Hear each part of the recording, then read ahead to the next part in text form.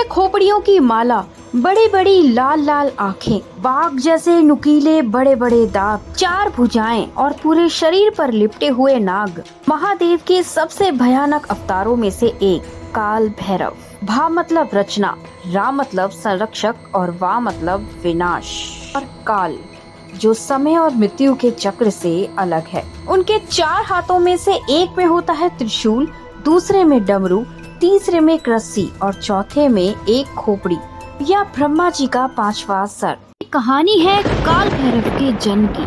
आखिर क्यों लेना पड़ा भगवान शिव को इतना भयानक अवतार? शिव पुराण के अनुसार ब्रह्मा जी और भगवान विष्णु में इस बात को लेकर बहस होने लगी कि कौन सर्वश्रेष्ठ है। धीरे धीरे ये बहस युद्ध में बदल गई। सभी देवता ये देखकर घबरा गए और इस समस्या का समाधान लेने के लिए भगवान शिव के पास पहुँचे और उनसे मदद मांगी।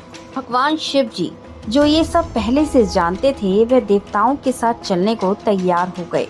वह युद्ध के स्थान पर पहुँचे तो उन्होंने देखा कि दोनों के शस्त्रों से आग निकल रही है। से तीनों लोग जलकर खाक हो सकते हैं।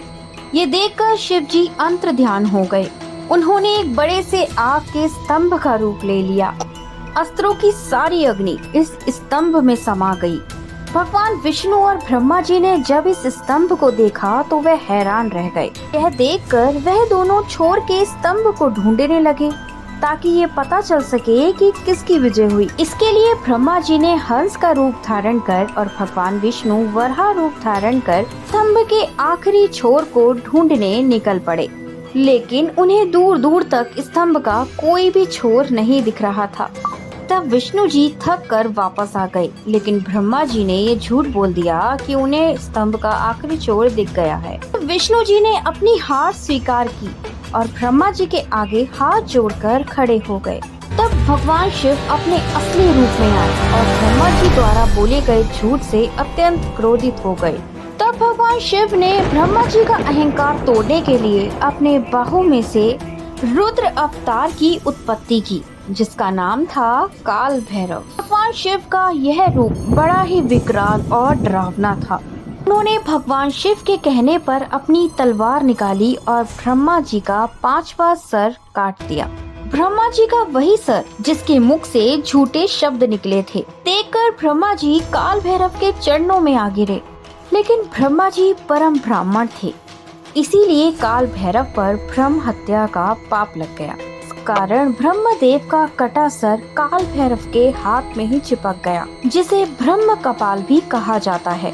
ब्रह्म हत्या के पाप से मुक्त होने के लिए काल भैरव अलग अलग तीर्थ पर गए, किंतु उन्हें कहीं भी मुक्ति नहीं मिली।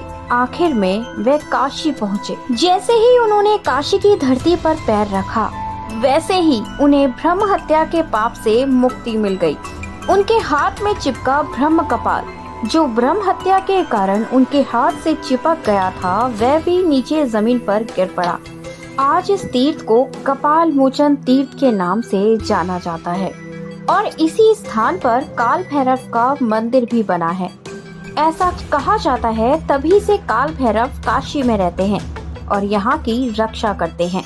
ऐसा कहा जाता है इस मंदिर में दर्शन करने से सभी प्रकार की नेगेटिव एनर्जियाँ समाप्त हो जाती हैं। काशी विश्वनाथ की यात्रा काल भैरव के आराधना के बिना अधूरी मानी जाती है। मान्यताओं के अनुसार काशी जाने वाले लोगों को पहले काल भैरव के दर्शन करने होते हैं और उनसे काशी में प्रवेश करने की अनुमति लेनी पड़ती है।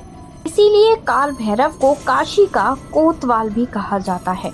काशी में यमदूतों के आने की भी मनाही है। कहा जाता है यहाँ मरने वालों के पापों का न्याय खुद काल भैरव करते हैं। काशी को मोक्ष की नगरी कहा जाता है। मान्यता है काशी में स्थित मणिकर्णिका घाट में देह संस्कार करने से मोक्ष की प्राप्ति होती है, क्योंकि काशी में यमदूत प्रवेश नहीं करते। फिर सवाल ये उठता है कि लोग पाप करके क्या काशी में मोक्ष पा सकते हैं? इसका जवाब है नहीं। यहाँ लोग यमलोक की यातनाओं से तो मुक्ति पा लेते हैं, लेकिन उन्हें भैरव यातनाओं से गुजरना पड़ता है और यह यातना यम यातना से भी अधिक भयावह होती है। काल भैरव शक्ति पीठों की भी रक्षा करते हैं। जब माता सती के शरीर के टुकड़ों से शक्ति पीठों का निर्माण हुआ, तब भगवान शिव ने भैरव रूप में उनकी रक्षा की थी। हर शक्ति पीठ के साथ एक भैरव मंदिर स्थापित है, जिसमें आप काल भैरव की आज्ञा के बिना मंदिर में प्रवेश भी नहीं कर सकते। यदि आप जानना चाहते हैं भैरव यातना कैसे दी जाती है और काशी में मोक्ष कैसे प्राप्त होता है, मेरी आने वाली अगली वीडियो में आप ये सब भी जानेंगे। वीडियो अच्छी लगी हो तो वीडियो को लाइक शेयर करना मत भूलिएगा। हर हर महादेव।